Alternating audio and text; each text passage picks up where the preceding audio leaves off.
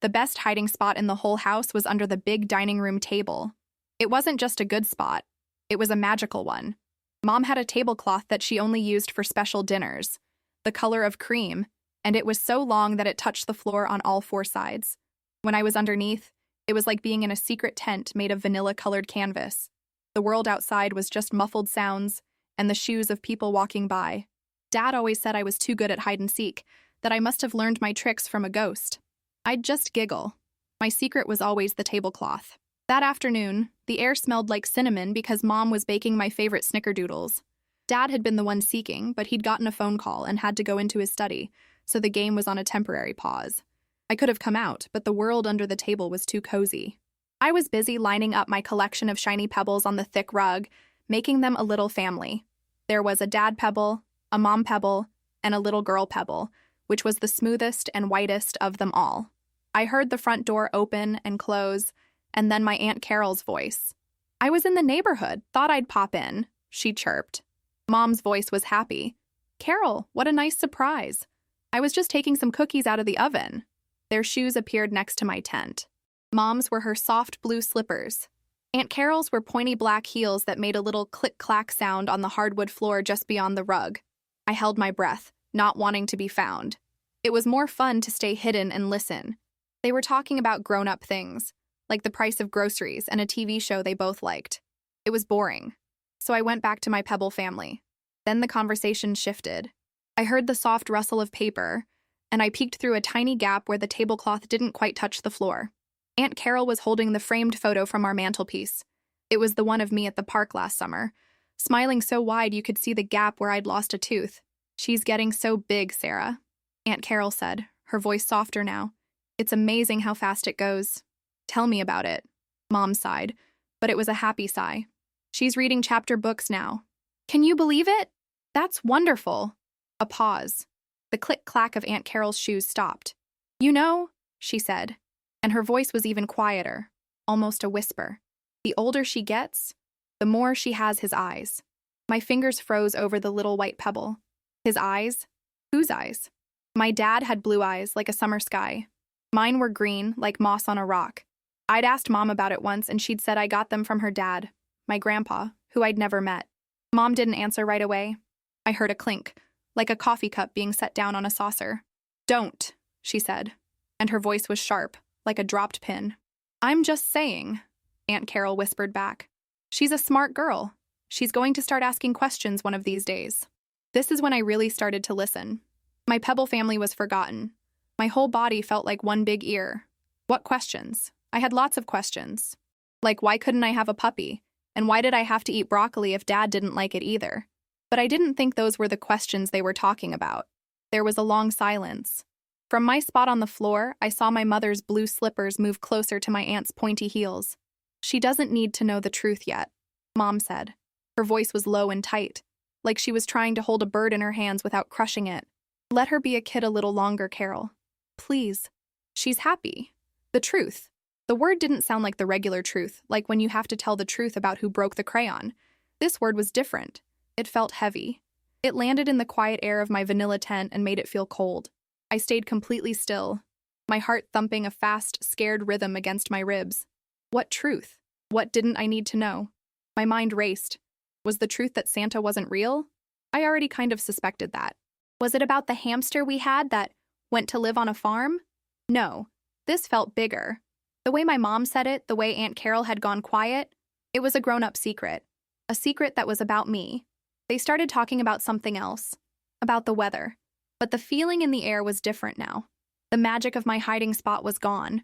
It wasn't a cozy tent anymore.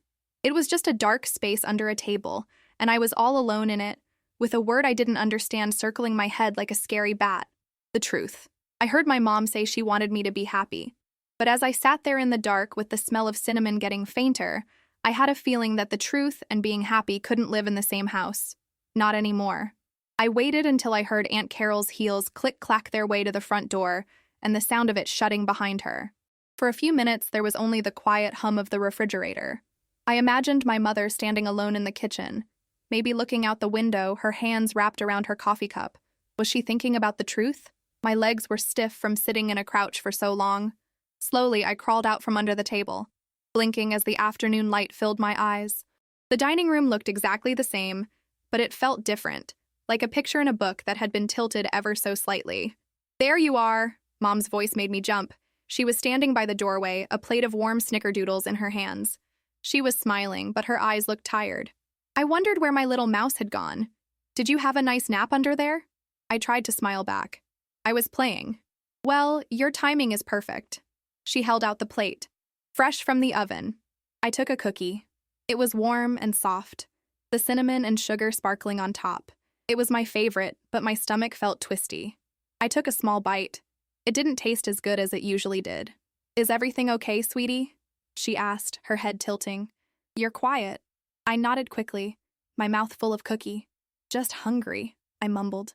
It was the first lie. It felt sticky in my throat, worse than the peanut butter I hated. She didn't push it. She just stroked my hair and said, "Well, go wash your hands. Your dad will be done with his call soon and we can have dinner." That night at the dinner table, I couldn't stop looking. I looked at my dad, whose name was Mark. He had kind eyes, the color of a faded blue jean jacket, and they crinkled at the corners when he smiled. He was telling a funny story about a squirrel that had tried to steal his lunch at the office park, and my mom was laughing. They looked so normal. They looked like my mom and my dad. I watched him as he cut my chicken into little pieces for me, the way he always did without me having to ask. He winked at me. "Eat your greens, Zoe Bug," he said. "They'll put hair on your chest." It was our old joke. I was supposed to giggle and say, "But I don't want hair on my chest." Tonight, I just pushed a pea around my plate with my fork. "Zoe has his eyes." Aunt Carol's whisper echoed in my head. I looked at my dad's blue eyes again, then at my mom's, which were a warm, chocolatey brown. I thought about my own. The last time I'd really looked, I was pretending to be a monster in the bathroom mirror. They were green, not blue, not brown. Green like the leafy parts of a carrot. Mom said I got them from Grandpa Thomas, her father. She had a picture of him on her dresser. He was an old man with a big white mustache and a kind smile, but the picture was black and white. You couldn't tell what color his eyes were. Later, when Dad tucked me into bed, he sat on the edge, the way he always did. The weight of him made a comfortable dip in the mattress.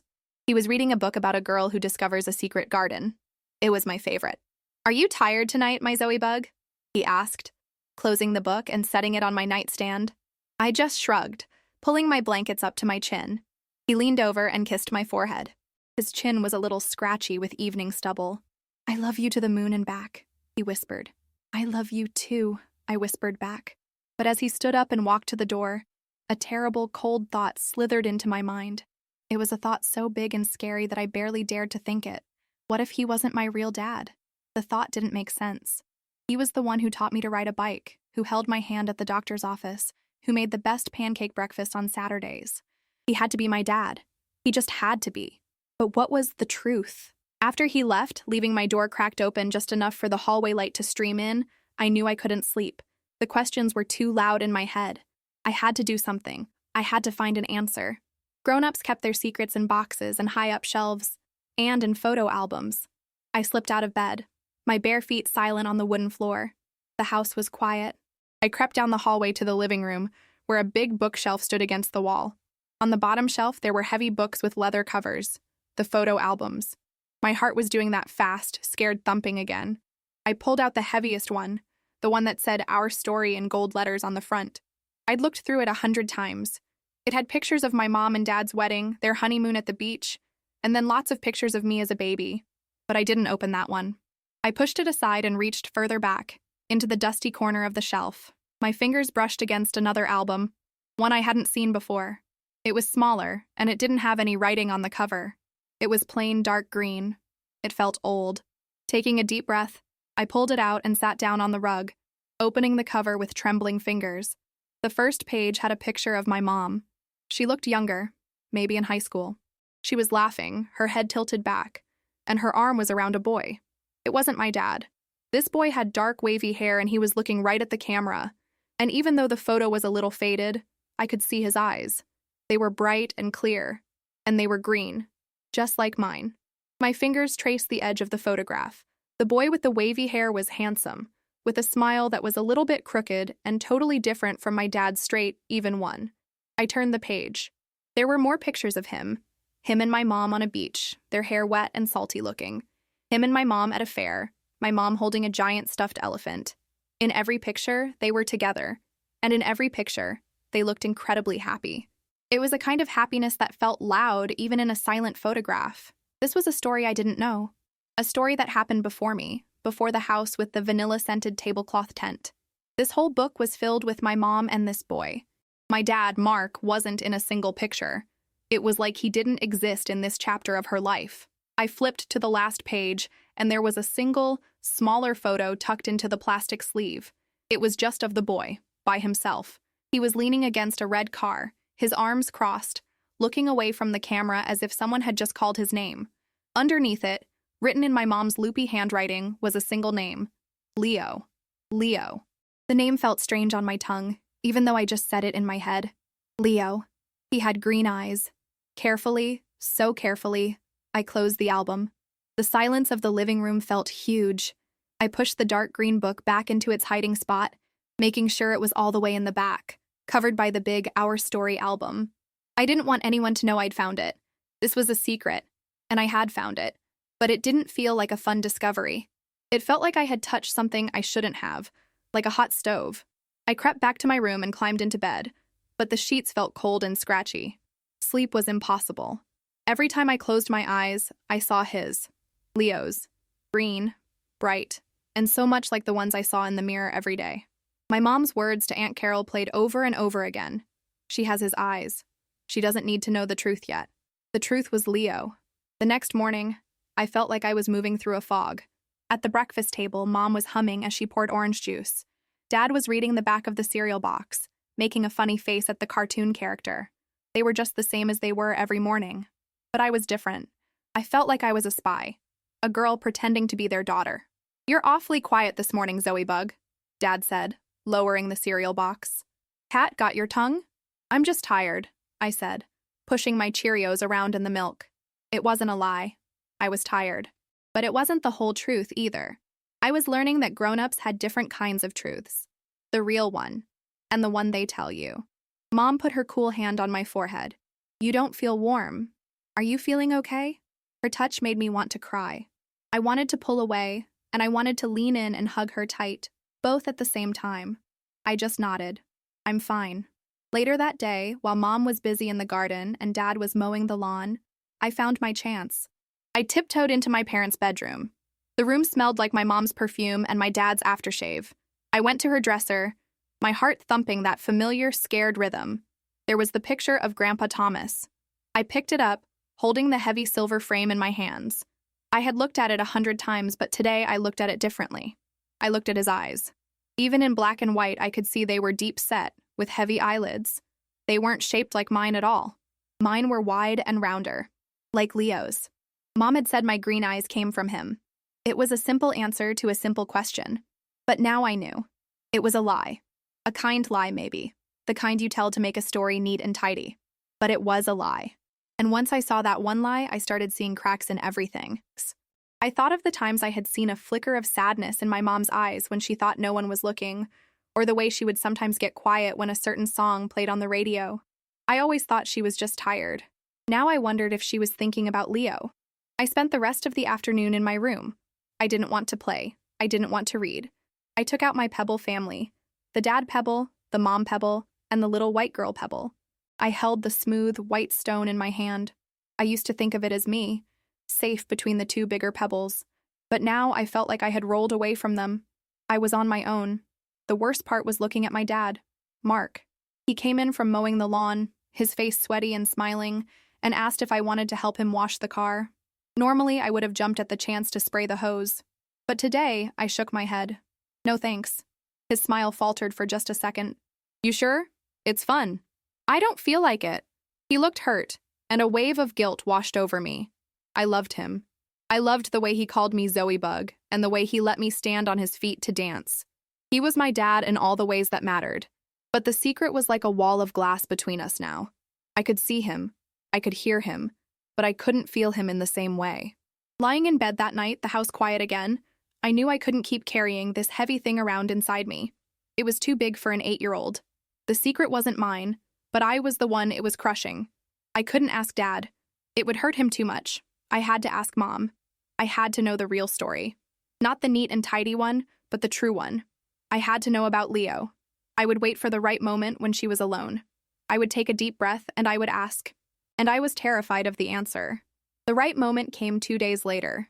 It was a Saturday, but it was raining. A gray and drizzly afternoon that washed all the color from the world outside. Dad had gone to the hardware store to get something to fix a leaky faucet, leaving just me and Mom at home. She was in the kitchen, not baking or humming, but just sitting at the small breakfast nook, slowly stirring a cup of tea, staring out at the rain-streaked garden. She looked small in the gray light. My heart was doing its familiar pitter-patter of fear, but I knew it was now or never.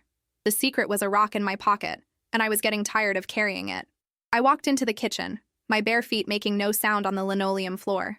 I had the small, faded photograph from the green album in my hand. It was the one of just Leo leaning against the red car. I had taken it the night before, my hands shaking, and hidden it under my pillow. My mom didn't hear me come in. I stood there for a long moment, watching the steam rise from her cup. I could just turn around, put the photo back, and go on pretending. For a second, I wanted to. It would be so much easier. But then I thought of her voice, low and tight, saying, "She doesn't need to know the truth yet." I needed to know. "Mom?" My voice was barely a whisper, but it cut through the quiet of the kitchen. She turned, a little startled. A sad smile touched her lips when she saw me. "Hey, sweetie. I thought you were reading in your room." I didn't say anything. I just walked over to the table and placed the photograph on the wooden surface in front of her. The change was instant and terrifying. All the color drained from her face, leaving her looking as gray as the rainy day outside. Her hand, the one that had been stirring the tea, froze in midair. Her eyes were fixed on the picture, wide with a look of shock and a deep, gut-wrenching pain. It was a look I had never seen on her face before. It was like I had shown her a ghost. Where did you get this?" she breathed, her voice raspy. "In a photo album," I said, my own voice trembling.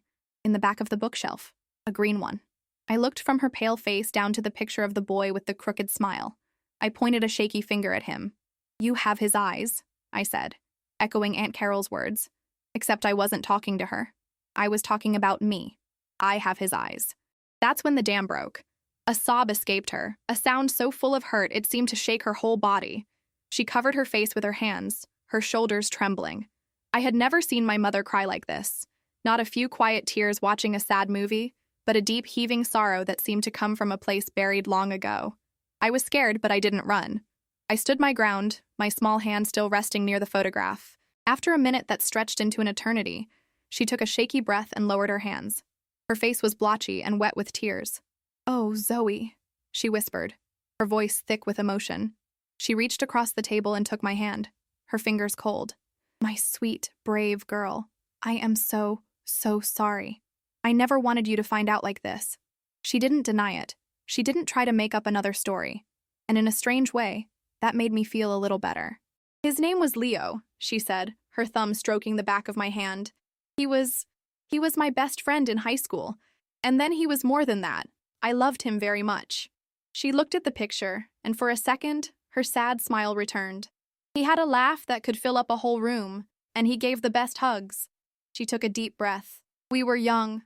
We were going to get married someday, we thought. We had our whole lives planned out. And then, you were a surprise. A wonderful, beautiful surprise." She looked me right in the eyes then, and I could see she was telling me the truest truth she had. "We were so happy, Zoe, and so scared. We were just kids ourselves, but we were going to be a family. Me and you and him." Her voice broke on the last word. "A few months before you were born, he was in a car accident. It was late. It was raining, just like today, and he didn't come home." The story hung in the air between us. A car accident. The words were simple, but they held so much sadness. Leo wasn't a secret enemy. He wasn't a villain who had left us. He was a boy who loved my mom, who was excited to be my father, and who was taken away by a rainy night. He didn't leave. He was gone. I didn't know what to do. Mom continued, tears streaming silently down her face now. "My world just ended.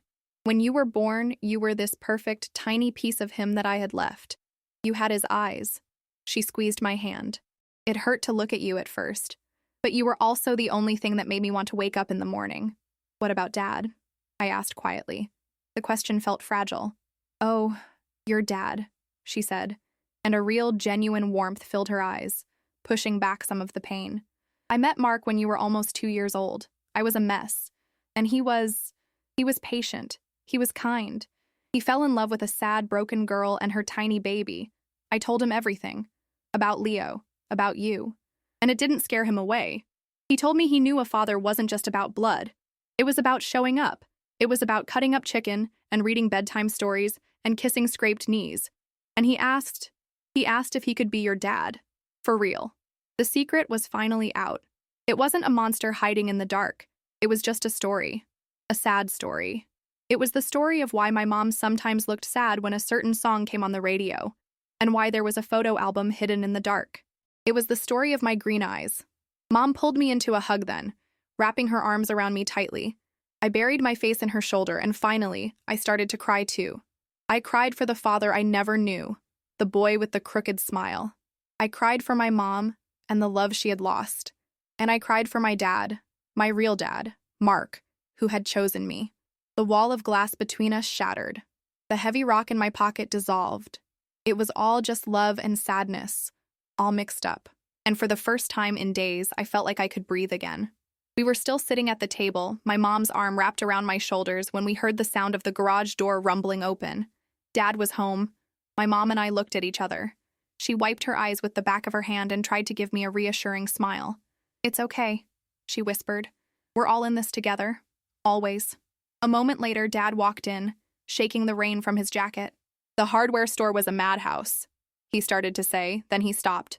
He looked at my mom's red-rimmed eyes and then at me, still huddled against her. He saw the faded photograph of Leo still sitting on the table between us. His face didn't show anger or surprise. It was just soft. He looked sad and kind all at once. He already knew this day would come. He took off his jacket and hung it by the door. Then he walked over to the table, his footsteps quiet and sure. He didn't look at my mom. His eyes were on me. He knelt down so we were at the same level. "Hey, Zoe Bug," he said gently. I couldn't find any words. I just looked at him. My hero who made pancakes and taught me how to ride my bike. "Your mom told me you might find that album one day," he said, his voice low and steady. "We were just waiting until you were a little older. Old enough to understand." He glanced at the picture of Leo and then back at me. "He looks like a nice guy. I bet he would have been very proud of you." Tears welled up in my eyes again. "You're not mad," I whispered. His brow furrowed. "Mad? Oh, Zoe. No, never mad." He reached out and tucked a piece of hair behind my ear. "Being your dad is the best thing that ever happened to me. That's my truth, okay? It was the day I met you and your mom that my life really started." I finally launched myself from my chair and into his arms. He hugged me tight, the way he always did, his familiar smell of sawdust and fresh air filling my senses. It was a hug that said, "I'm here. I'm not going anywhere." It felt like coming home. My family wasn't broken. It was just different from how I had imagined. It wasn't a straight line from a mom and a dad to me. It was a story of a great love that ended too soon, and a new love that was strong enough to embrace the past and build a future. My heart had felt like it was in a million tiny pieces, but now it felt whole again. Bigger even. There was a little space in there for Leo, the father I never met, right next to the huge space I had for the dad who tucked me in every night. That night, for the first time, the green photo album wasn't hidden in the dark. It was sitting on the coffee table.